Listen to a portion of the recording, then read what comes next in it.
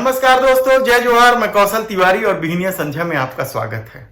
छत्तीसगढ़ में अगले माह होने वाले विधानसभा चुनाव को लेकर राजनीतिक सरगर्मियां तेज हो गई है और भारतीय जनता पार्टी की दिक्कत कम होने का नाम ही नहीं ले रही है। पहली सूची जारी होने के बाद जो बवाल मचा है उससे सहमी भारतीय जनता पार्टी दूसरी सूची जारी ही नहीं कर पा रही है। दूसरी सूची 5 सितंबर को जारी करने की बात की जा रही थी, लेकिन अब अक्टूबर आ गया है, दूसरी सूची जारी नहीं हो पाई है। और ऐसा पहली बार हो रहा है कि केंद्रीय चुनाव समिति के द्वारा सूची फाइनल करने के बाद यानी अंतिम रूप देने के बाद भी अभी तक सूची जारी नहीं हो पा रही है। और जो सूची जारी हुई है क्या वह असली है, इसे लेकर कई तरह के सवाल उठ रहे हैं। और कल छत्तीसगढ़ प्रदेश भारतीय जनता पार्टी के अध्यक्ष अरुण साव ने तो इसे संभावित सूची बता दिया, लेकिन दूसरी तरफ इस सूची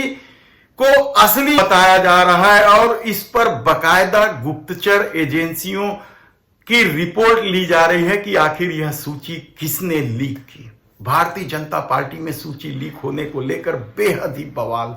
और दूसरी तरफ यह बवाल तो है ही, दूसरी तरफ हालत यह है कि प्रत्याशियों के नाम सामने आते ही भारतीय जनता पार्टी के कई नेता नाराज हैं और खुलेआम प्रत्याशियों का विरोध कर रहे हैं। सूची लीक कैसे हुई, इसे लेकर बेहद ही गंभीर है हाईकमान। खासकर गृह मंत्री अमित शाह बेहद नाराज हैं, ऐसा बताया जा रहा है। और उन्होंने तमाम तरह के अपने एजेंसियों, गुप्तचर एजेंसियों को लगा दिया है कि पता लगाया जाए हर हाल में कि सूची आखिर लीक किसने की।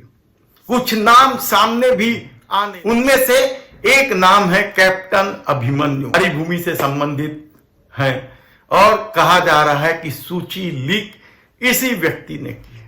दूसरा नाम जो महत्वपूर्ण रूप से सामने आ रहा है और संदेह किया जा रहा है, उसमें डॉक्टर रमन सिंह का नाम भी सामने आ रहा है कि उनका कई मीडिया हाउस से अच्छे संबंध है और इसलिए उन्होंने सूची लीक कर दी।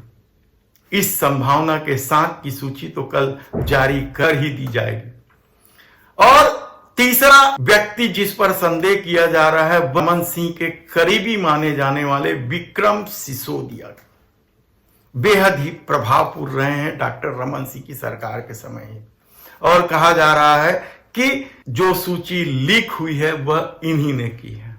और चौथा नाम खुद प्रदेश अध्यक्ष अरुण साव और पांचवा नाम ओपी चौधरी का है।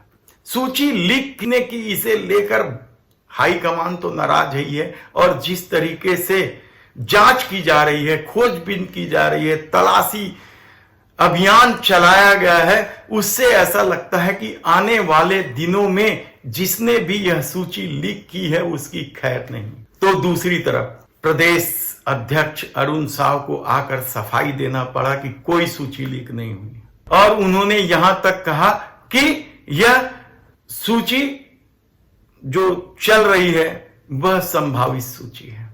लेकिन भारतीय जनता पार्टी के भीतर इस सूची को लेकर जो बवाल मचा हुआ है वह भी कम चौंकाने वाला नहीं। 21 प्रत्याशियों की सूची को लेकर मचे बवाल और विरोध, नाराजगी अभी थम ही नहीं पाया है कि इन 69 प्रत्याशियों के नामों को लेकर बवाल मचना शुरू हो गया। सिंधी समाज और गुजराती समाज ने तो बकायदा मोर्चा बंदी कर दी है। हालांकि उन्होंने दोनों पार्टी यानी कांग्रेस और भारतीय जनता पार्टी दोनों से टिकट की मांग की है, लेकिन कहा जा रहा है कि जो बैठकें हो रही हैं उसमें भारतीय जनता पार्टी के खिलाफ ही ज्यादा आक्रोश है, क्योंकि ये दोनों समाज को भारतीय जनता पार्टी के नजदीक ज्यादा माना जाता है। चाहे गुजराती समाज हो चाहे सिंधी समाज हो, इसके 70-80% वोट भारतीय जनता पार्टी को जाता है। ऐसी परिस्थिति में जब सूची को लेकर हाईकमान नाराज है, तो यदि यह संभावित सूची है तो फिर हाईकमान नाराज क्यों होता और इस तरह के खोजबीन क्यों की जाती, यह अरुण साव को भी बताना चाहिए। लेकिन सवाल बहुत सारे हैं। देखना है कि आने वाले दिनों में इस सूची में क्या कोई फेरबदल करके इसे नकली साबित किया जाएगा या फिर यही सूची सामने आ जाएगी।